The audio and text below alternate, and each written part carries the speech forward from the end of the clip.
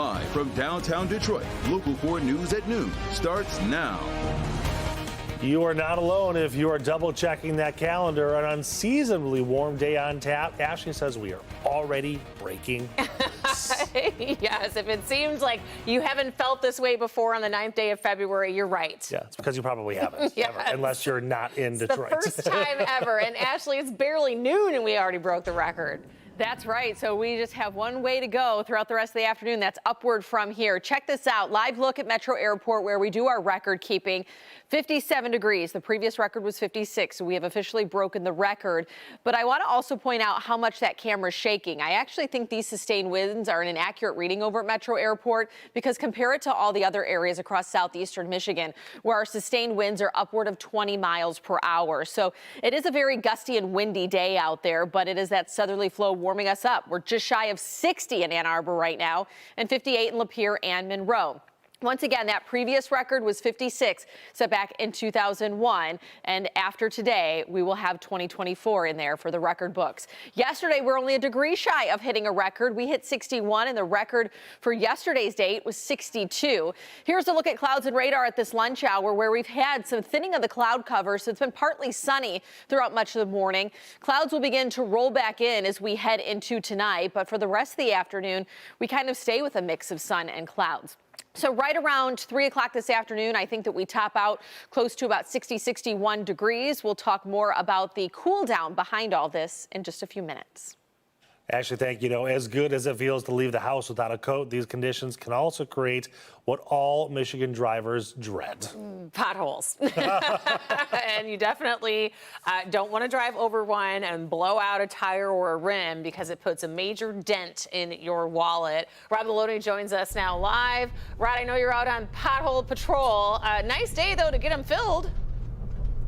Well, that's the beauty of it all, right, Rhonda? I mean, they're out here, and in fact, we're looking for the road crew. We were told by the road commission out here in Oakland County that the I-696 westbound Orchard Lake ramps have pothole filling going on right now. So we just got on in that area. We haven't found them yet, but we know they're out here. So we'll show you a video of that as we talk here. But here's the thing. We were told that at MLK and M59 near the White Castle in downtown Pontiac had a really bad pothole that was blowing out rims and tires. As we get this kind of year, this time of year, when we have this kind of weather, and we were up there and discovered that the city had fix that pothole and the others in that area. So that's the good news.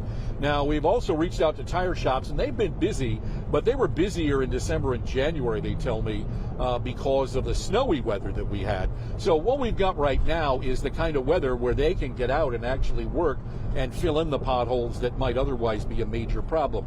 I spoke to Diane Cross from MDOT, and she's always great when it comes to these kinds of issues because she said, you know, this is a standard reason as to why you need to be paying full attention, not looking at your phone, not texting or doing other things that you shouldn't be, even holding your phone while you're driving. She says because you hit a pothole and you hit it hard enough, you're going to end up in a ditch, you're going to have a bad tire, bad rim, maybe even a bad drivetrain, and it can make the accident even worse. So she says that putting down the phone, staying alert and on top of what it is that the road looks like in front of you is very important. And more than that, she said, don't get out of your car in traffic. Say you hit a pothole, get over to the side of the road.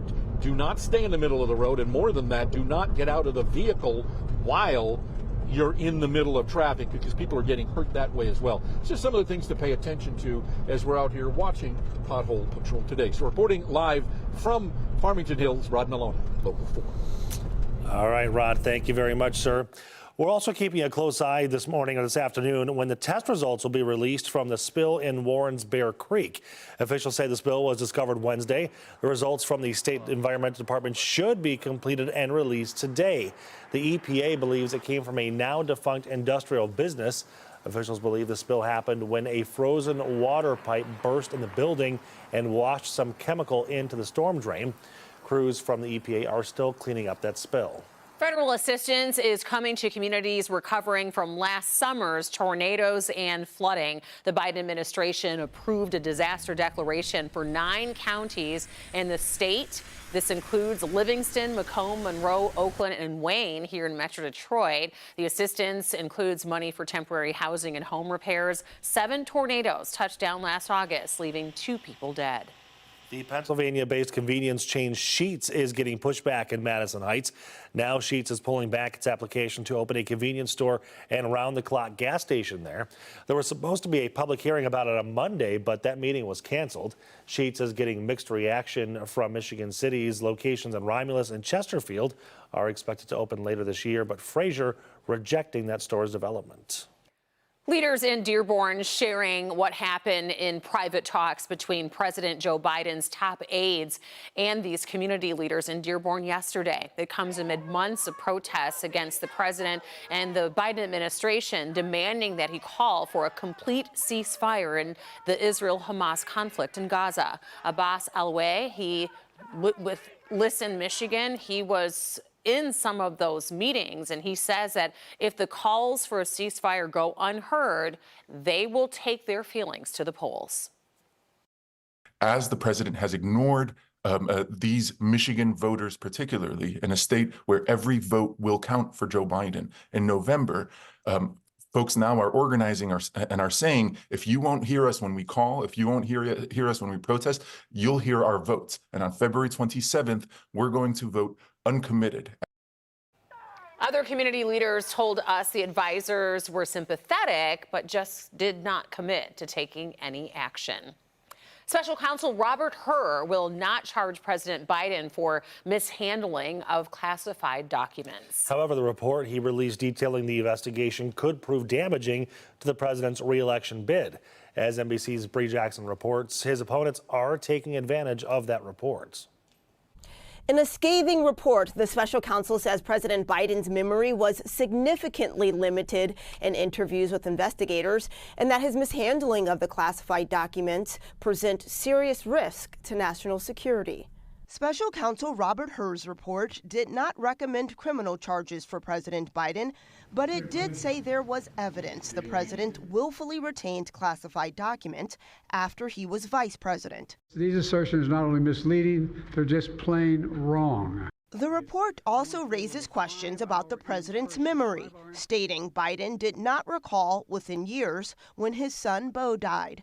A defiant President Biden pushed back. How in the hell dare he raise that? Frankly, when I was asked the question, I thought to myself, it wasn't any of their damn business.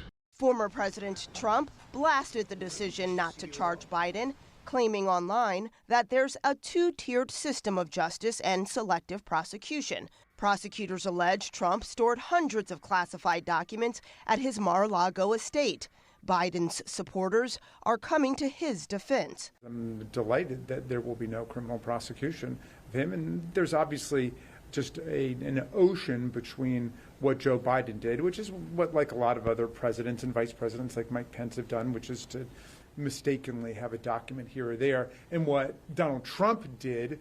Nikki Haley, a political rival of Trump and Biden, says both were reckless. The arrogance that they both had to think they could walk out with these documents and just not think that there were going to be any repercussions, I think is the problem that we have with this. Classified documents, mental fitness, and court cases could all be sticking points for voters.